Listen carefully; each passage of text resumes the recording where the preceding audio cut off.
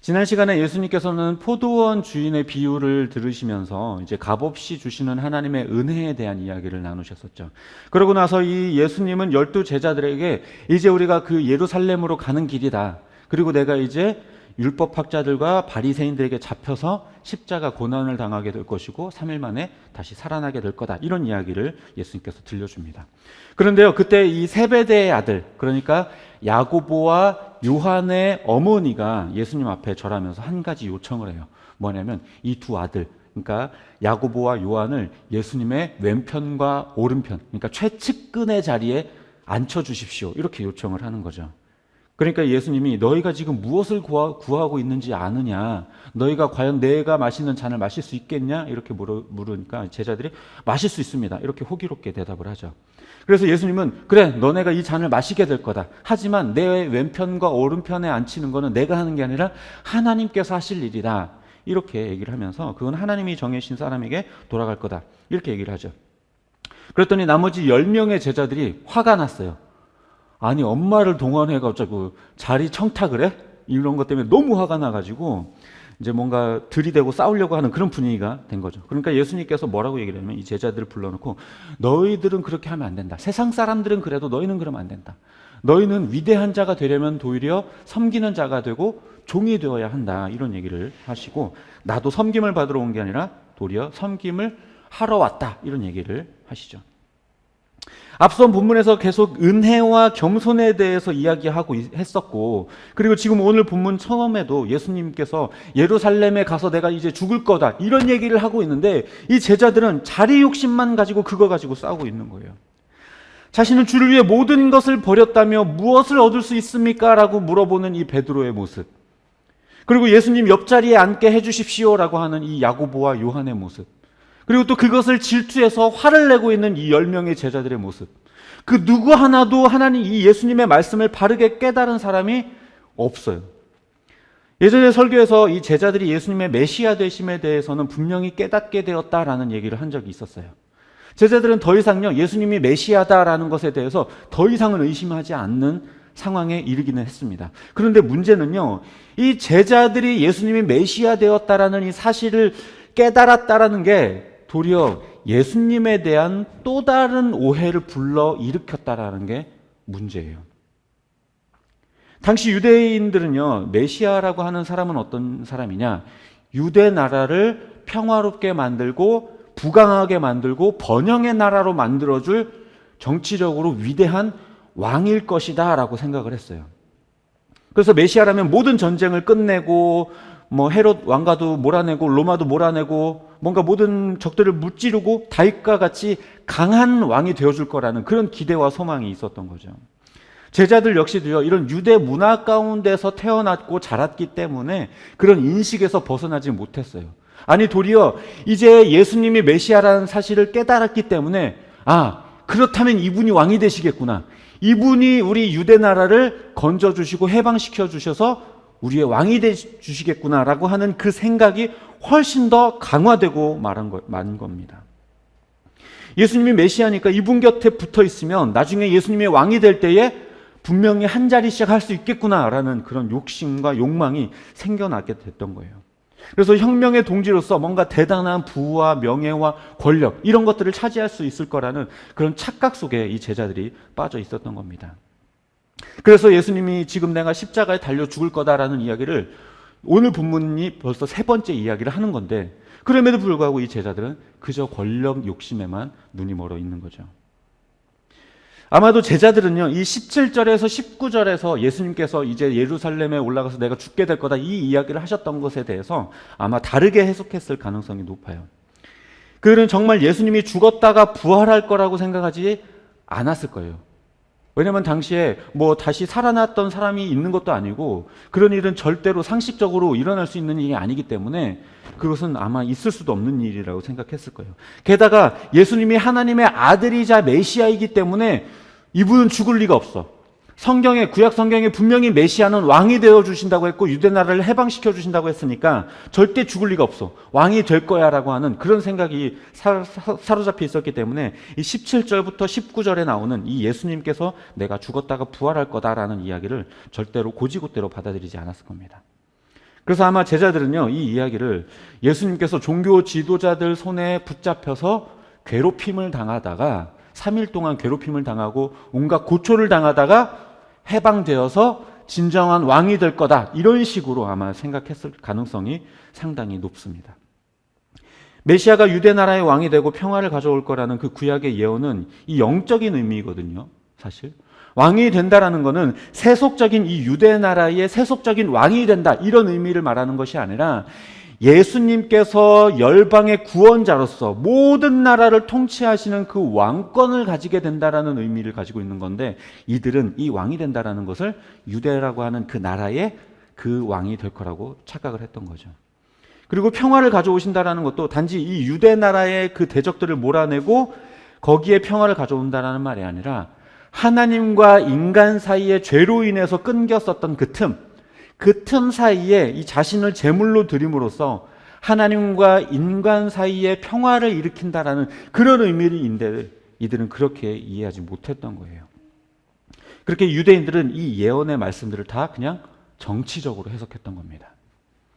제자들도 마찬가지로 이 예수님의 말씀을 제대로 이해하지 못하고 자기들의 선입견과 착각으로 예수님이 왕이 되면 나도 한 자리 받아야지, 이 생각만 하고 있었던 거예요. 그래서 예수님이 지금 너희가 내가 마시는 잔을 너희도 마실 수 있겠냐? 라는 말에 그냥 마실 수 있습니다, 이렇게 대답을 하는 거죠. 그런데 여기서 예수님이 마실 수 있겠냐라고 물어보는 이 잔은 무슨 잔이냐면 고난의 쓴 잔이거든요. 죽음의 잔이거든요. 그런데 이 제자들은요, 이 사실조차도 그렇게 받아들이지 않았어요. 혁명의 축배라고 생각을 했을 거예요, 아마. 혁명이 끝난 뒤에 예수님이 우리에게 잔을 한 잔씩 따라주려나 보다. 그럼 마실 수 있지. 아마 이렇게 생각했을 거예요. 그래서 예수님께서는 그들에게 뭐라고 얘기를 하냐면, 너희가 지금 무엇을 구하고 있는지 모르는구나. 그래, 너희가 정녕 내가 마시는 잔을 너희도 마시게 될 거다, 이렇게 얘기를 하죠. 즉 너희도 나처럼 고난을 당하게 될 것이고 고난의 쓴 잔을 마시게 될 거다 라고 예수님께서 말씀하시는 거예요. 실제로 제자들은 나중에 이 12제자 모두가 다 예수님과 복음을 전하다가 전부 순교하게 되죠. 고난의 쓴 잔을 마시게 되었습니다. 또 예수님은 이 내 옆자리는 하나님이 정하신 것이지 내가 너희가 원한다고 해서 얻을 수 있는 게 아니다, 이런 얘기를 또 하시는데, 이 말은 그렇다고 해서 야고보와 요한 말고 누가 될지 난 모르겠다, 이 말을 하려는 게 아니라 탐내지 마라, 그런 욕심 갖지 마라, 이런 얘기를 하는 겁니다.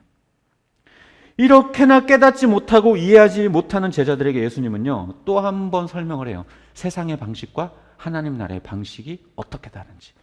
야, 세상 사람들을 봐라. 세상 사람들은 권력을 가지면 어떠니? 백성들을 쥐어짜고 억압하고 괴롭히고 자기의 권력을 자기 이익을 위해 그렇게 사용하지. 하지만 너희는 그렇게 하면 안 돼. 하나님의 나라는 오히려 위대한 자가 되려면 섬겨야 되는 거야, 이런 얘기를 해요. 실제로 세상에 많은 권력을 가진 사람들, 힘을 가진 사람들은요, 자기의 그 힘과 권력을 이용해서 자기의 이득을 취하려고 하지 남을 위해 살려고 하지 않아요. 억압하고 자기의 이익만 챙기려고 합니다. 하지만 하나님의 나라는 반대예요. 예수님은 으뜸이 되려면 오히려 섬겨야 되고 종이 되어야 된다고 말씀을 하고 있어요. 지난번에도 말씀드렸었지만 진짜로 섬기는 사람이라고 한다면요, 내가 으뜸이 되어야지, 내가 최고가 되어야지, 이런 목적으로 남을 섬기지 않아요. 만약에 그런 목적을 가지고 섬긴다고 한다면, 내가 이 사람을 섬기면 내가 최고가 될 수 있겠지, 첫째가 될 수 있겠지, 하나님 나라에서 예수님 옆자리에 앉을 수 있겠지, 이런 마음을 가지고 다른 사람을 섬긴다면 그건 쇼에 불과하고 진심이 아니고, 그런 사람들은 으뜸이 될 수가 없어요. 예수님께서 말씀하셨던 거는, 야, 너희가 섬기는 척이라도 해, 그러면 내가 첫째로 해줄게, 이런 말이 아니거든요. 으뜸이 될 목적으로 너희가 남을 섬겨봐, 그럼 내가 해줄게, 이런 말도 아니거든요. 그냥 진심을 다해서 섬겨야 되고 진심으로 종이 되어야 돼 라고 얘기를 하는 거거든요. 그런데 진짜 섬기면서 진짜 종이 되려고 하는 마음을 가진 사람이 어떻게 내가 저 사람보다 내가 높아져야지라고 하는 마음을, 이 두 마음을 동시에 어떻게 가질 수가 있겠어요? 낮아지고자 하는 사람이 어떻게 높아지려는 마음을 동시에 가질 수 있겠습니까? 이건 말도 안 되는 말이죠. 그러니까 예수님의 이 말씀은 이 높아지려는 마음을 내려놔라, 낮아져라 라고 이야기를 하는 거죠. 말씀을 정리하도록 하겠습니다. 진정한 섬김에는요, 이 권력에 대한 욕심이 끼어들 수가 없어요. 진정한 겸손에는요, 시기와 질투, 욕망과 투쟁이 끼어들 수가 없어요. 제가 나보다 더 높아지려고 한다고? 제자들은요, 이 영적인 예수님의 사명 앞에 세속적인 욕망들을 드러냈죠. 십자가의 죽음 앞에 높아지려는 욕심을 드러냈어요. 나는 지금 십자가를 지러 간다라고 얘기를 하는데 내가 어떻게 하면 예수님 옆자리에 앉을 수 있을까? 내가 어떻게 하면 한 자리, 한 권력을 얻을 수 있을까? 이런 욕망들을 드러냈어요. 그렇게 오래 따라다니고 그분이 메시아라는 사실도 인정했으면서도 여전히 세속적인 것들을 포기하지 못하고 있는 거예요. 그럼 우리는 어떠합니까? 우리 중 누가 예수님이 하나님의 아들이라는 사실을 부인하는 분이 계신가요? 우리 중 누가 주의 주되심을 인정하지 않는 분이 계신가요? 그러면 주의 주되심을 인정하는 만큼 내 욕망과 욕심을 내려놓고 있나요? 높아지려는 생각을 버리고 낮아지려고 하고 섬기려고 하고 있나요? 집사가 되려고 하고 권사가 되려고 하고 장로가 되려고 하고 교회에서 원로 소리 좀 듣고 존경받고 섬김받으려는 욕망, 손 하나 까딱 안 하고 대접받고 대우받으려는 욕망, 예수님 믿으니까 복 받겠지, 출세하겠지, 일 잘 되겠지, 시험 잘 보겠지, 건강하겠지, 기도했으니까 내가 원하는 거 다 이루겠지, 이런 생각들 가지고 있지 않나요? 내가 이제 예수님 믿으니까 한 자리 없겠지, 내가 예수님 믿으니까, 내가 예수님이 메시아인 거 인정하니까 하나님이 나에게 뭐 주시겠지, 일이 잘 되게 해주겠지. 우리가 도대체 예수님을 왜 믿는 걸까요? 섬김을 받으려고 믿는 건가요? 섬기려고 믿는 건가요? 뭔가 받으려고 믿는 거예요? 아니면 뭔가 대가를 바라고 신앙생활하는 거예요? 이미 받은 구원에 대한 감사와 섬김과 겸손, 그게 진정 그리스도인의 모습 아닌가요? 그런데 도대체 왜 우리는 이 제자들처럼 여전히 예수님을 믿는다라고 말하고 메시아라는 것을 인정하면서도 여전히 그 옆자리에 앉으려고 하는 이 권력 다툼이나 하고 있나요? 내가 지금 십자가를 지러 간다라고 말하고 있는 그 예수님의 그 심정 앞에서, 어떻게 보면 그 죽음을 앞둔 그분 앞에서 어떻게 하면 예수님 옆자리에 앉을까? 권력 다툼하고 있는 이 제자들의 모습, 우리의 모습과 뭐가 다른가요? 예수님을 통해 자기 출세나 하려고 하고 자기 이익만 빼먹으려고 하는 이 제자들의 모습이 과연 우리의 모습이 아니라고 말할 수 있을까요? 우리에게 이미 예수 그리스도의 십자가 죽음으로 모든 걸 내어주신 주님 앞에 우리는 여전히 쓸데없는 것들을 구하죠. 시험 잘 보게 해주세요. 취업하게 해주세요. 결혼 잘하게 해주세요. 남편 출세하게 해주세요. 내일 잘 되게 해주세요. 건강하게 해주세요. 복받게 해주세요. 교회 안에서도 섬김만 받으려고 하고 섬겨줄 줄 모르고 존경받으려고만 하고 장로님, 권사님, 목사님 소리 듣기 좋아하고 조금만 어려우면 투덜대고 고난 찾아오면 원망하고 원하는 거 필요할 때는 빼먹고 도대체 신앙생활을 하자는 겁니까? 건달이 되자는 겁니까? 이 욕망의 덫 가운데 빠져가지고 주님의 주되심을 인정하면서도 여전히 그 욕망을 드러내는 우리들의 이 더러운 속망, 도대체 어디부터 잘못된 걸까요? 우리가 주님의 주되심을 인정하지 않아서요? 아니요, 인정하잖아요. 예수님을 믿지 않아서요? 아니요, 믿고 있잖아요. 여전히 우리의 마음 가운데 이 제자들처럼 예수님에 대한 삐뚤어진 인식이 여전히 존재하는 거죠. 예수 믿으면 복 받는다, 만사형통한다, 일 잘 된다. 바라기는 내 욕망에 따라 예수님을 이용하지 말고 겸손히 주를 섬기고 또 이웃을 섬기는 참된 그리스도인의 삶을 사시는 저와 여러분이 되시기를 주님의 이름으로 축복합니다.